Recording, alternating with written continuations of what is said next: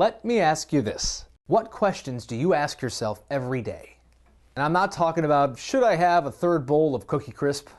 No, the challenge of service professionals is they're way too busy scrambling for customer answers that they forget to ask customer questions. It's time to stick yourself out there. Hello, my name is Scott, and you're watching NametagTV.com.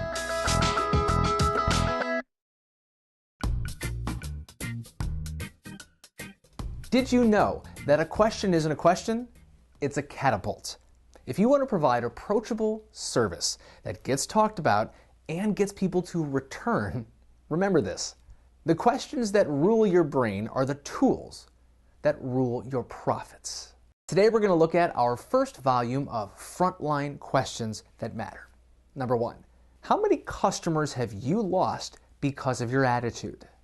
Every customer touchpoint either adds to or subtracts from the overall brand of your organization. And your attitude affects how people both experience you and, maybe more importantly, how they experience themselves in relation to you. So remember this. The only thing customers can form an impression about is how interacting with people makes them feel. Having a bad day? Customers don't care. You didn't get your Starbucks double whip mochaccino before work? Customers don't care. Here's the deal.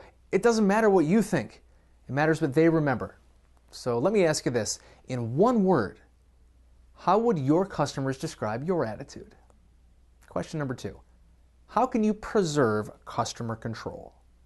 Every one of your customers is a control freak, and they want to feel like they're autonomous and in control of their environment and actions. So your challenge, whether it's over the phone or in person or email or even on Facebook, preserve that sense of control. After all, customers want to be the pilot, not just the passenger.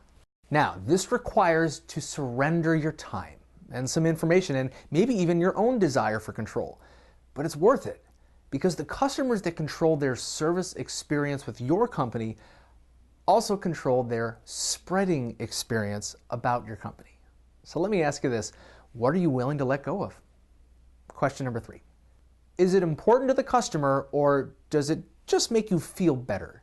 It's so easy to project onto a customer what you think they ought to want. The problem is that's not always what they need. And too many service professionals are taking pride in all these awesome things that don't matter. So here's what I'd like you to remember. You are not your customer.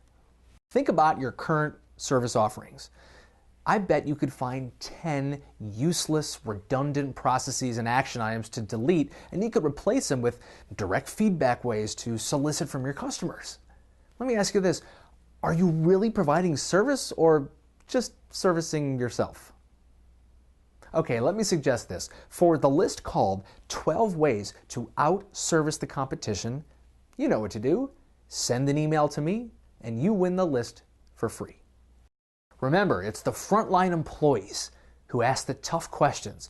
Those are the ones that help make the company devastating profits. Stick yourself out there today.